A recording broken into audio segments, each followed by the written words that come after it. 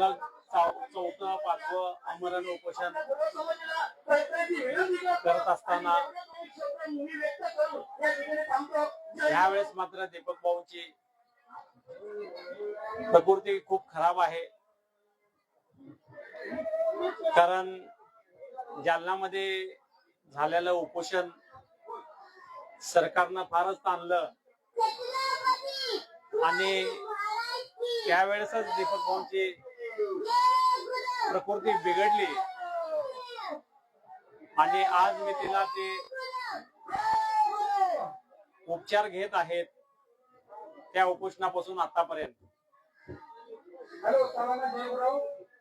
परंतु वस्तुस्थिती अशी आहे की त्यांचं शरीर उपचाराला पाहिजे तेवढा प्रतिसाद देत नाही आणि असं असताना देखील समाजाच्या आरक्षणामध्ये या आरक्षणाच्या लढ्यामध्ये कुठेही खंड पडू नये, सरकारचा गैरसमज होऊ नये की हा युद्ध आता थकला आहे आणि जीवाच्या भीती कुठे लढणार नाही, हा गैरसमज सरकारचा होऊ नये आणि माझा प्राण गेला तरी चालेल पण आरक्षण हे समाजाच्या पदरी पडावं एवढी खूनगाठ मनाची पक्की बांधून अतिशय नाजूक परिस्थितीमध्ये दीपक भाऊ इथं आमरण उपोषण करत आहेत।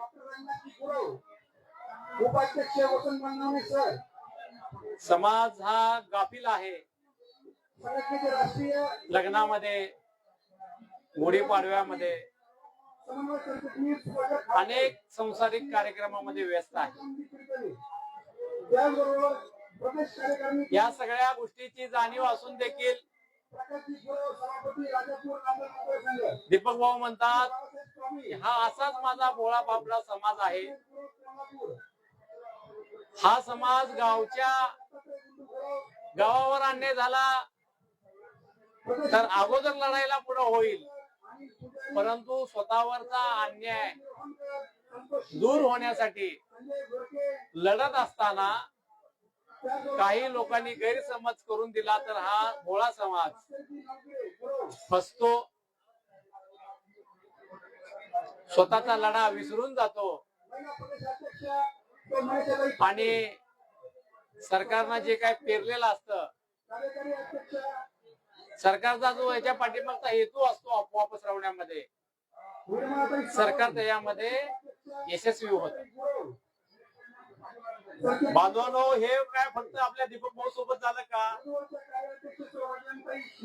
याहूनही भयानक परिस्थिती बापूसाहेब कुकरे सोबत झाली। बापूसाहेबांनी प्रचंड मोठ्या प्रमाणामध्ये BK कुकरे म्हणजे बापूसाहेब यांनी प्रचंड मोठ्या प्रमाणामध्ये धनगर समाजाच्या आरक्षणाचा लढा उभा केला होता। सातारा जिल्ह्यामधील खंबाटकी घाटामध्ये त्यावेळेचे पंतप्रधान, तत्कालीन पंतप्रधान राजीव गांधी यांना अडवून त्यांना इंग्लिश मध्ये त्यांना कळेल अशा भाषेमध्ये धनगर समाजाची व्यथा सांगितली होती, आरक्षणाची अंमलबजावणी करण्यासाठी विनंती केली होती आणि तत्कालीन मुख्यमंत्र्यांना राजीव गांधीने तसे लेखी आदेश देखील दिले होते। परंतु बापूसाहेबांना पंढरपूरमध्ये यशवंत सिन्हाचा मेळावा घेण्यासाठी सांगितलं। त्यावेळेचे मुख्यमंत्री पवार साहेब तिथं आले आणि बापूसाहेबांसोबत एक मोठं षडयंत्र झालं। सुशील कुमार शिंदे हे त्यावेळेच्या मंत्रिमंडळातले प्रमुख मंत्री, शरद पवारांचे सहकारी, त्यांनी मानखुर्द मधून बापूसाहेबांना उचललं आणि 2-3 दिवसानंतर डायरेक्ट आंदोलनाच्या ज्या कार्यक्रमाच्या ठिकाणी पंढरपूरच्या रेल्वे मैदानामध्ये स्वतःच्या हेलिकॉप्टरनं आणलं आणि बापूसाहेबांना तिथं धनगर समाजाची हक्काची लढा लढणारी, आरक्षणाची लढा लढणारी यशवंत सेना काँग्रेसमध्ये विलीन झाली असं सांगायला भाग पाडलं. त्यानंतर अनेक योद्ध्यासोबत अनेक वेगवेगळे प्रकार घडले. तोच प्रकार आज दीपक भाऊ सोबत घडतो आहे. राज्य सरकारला माहिती आहे, राज्य सरकार दीपक भाऊच्या प्रत्येक हालचालीवर लक्ष ठेवून आहे. मागच्या आंदोलनामध्ये जो त्रास झाला दीपक भाऊंना, कुपोषणानं जी त्यांची तब्येत बिघडली ती अजून नीट होत नाही हे सरकारच्या लक्षात आलं आणि दीपक भाऊंनी पुन्हा आंदोलन करावं यासाठी सरकारनं दिलेले शब्द पाळले नाहीत आणि आरक्षणाचा जो तिढा सोडवायचा आहे त्या गोष्टी लांबवण्याचं काम सरकारनं चालू केलं. त्यांना माहिती आहे दीपक भाऊ बापूसाहेब गेल्यानंतर म्हणजे बापूसाहेबांचा लढा थंड केल्यानंतर 1991 पासून आज 2026 म्हणजे 37 वर्ष लागले दुसरा लढा मजबूतपणे उभा राहिला.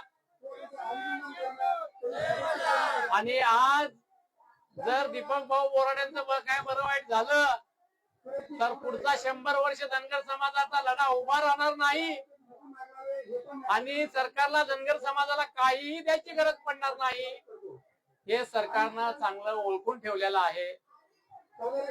त्यामुळं हा मानसिक खेळ सध्याच्या सरकारचा दीपक भाऊ सोबत चालू आहे हे धनगर समाजाला वेळीच लक्षात आलं पाहिजे.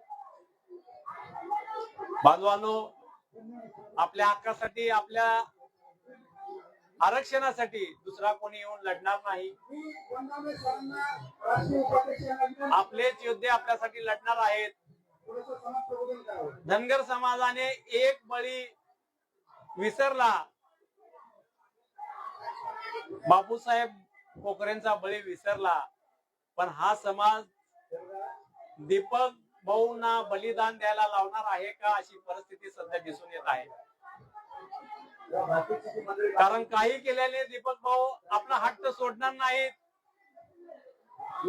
कोणीही विनंती केली तर ते आमरण उपोषणापासून मागे हटणार नाही.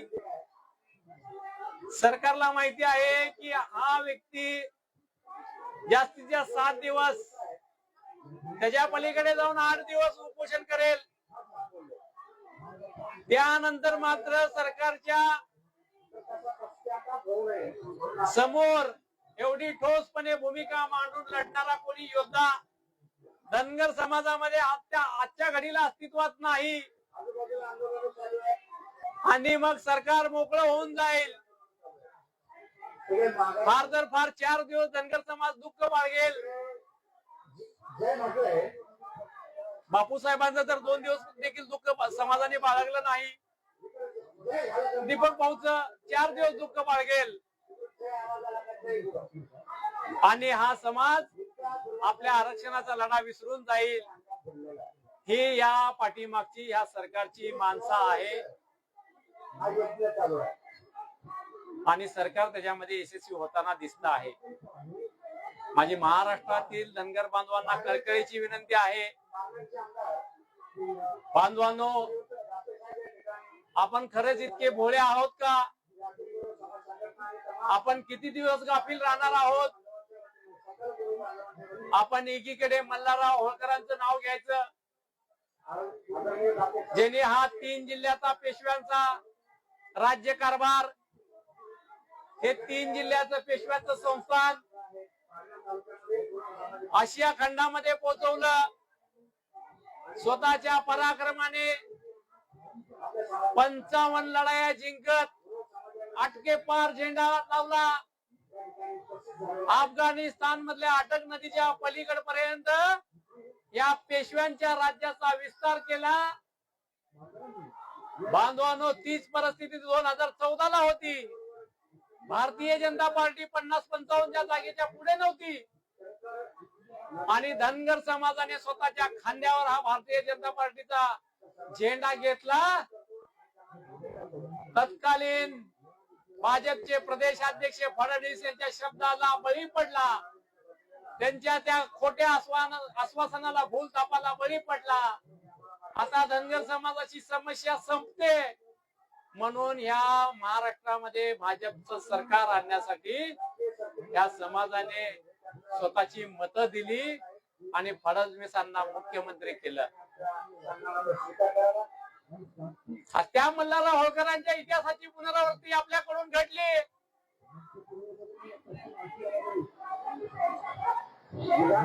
बांधवांनो,